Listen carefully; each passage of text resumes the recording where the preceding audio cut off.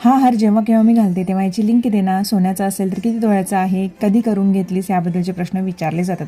व्हिडिओच्या शेवटाला मी नक्की सांगते याबद्दल. त्याआधी जेव्हा केव्हा मी दागिने घालायचे तेव्हा मान अशी पिगमेंटेड दिसायची आणि आता ही अशी क्लिअर दिसते. कशामुळे तुम्हाला माहिती आहे का? डर्मडॉकचे 5% ग्लायकोलिक ॲसिड अंडरआर्म ट्रीटमेंट स्प्रे जो आहे तो मी यूज करते कंटिन्युअसली. अगदी 5-6 महिन्यापूर्वी मी दाखवलं होतं.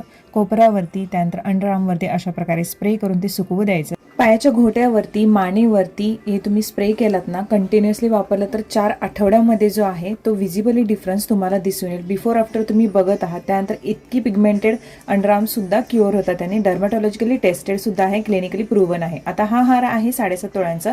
सोन्याचे भाव जेव्हा कमी झाले होते तेव्हा मी करून घेतलं होतं, कारण आता हे पॉसिबल नाही.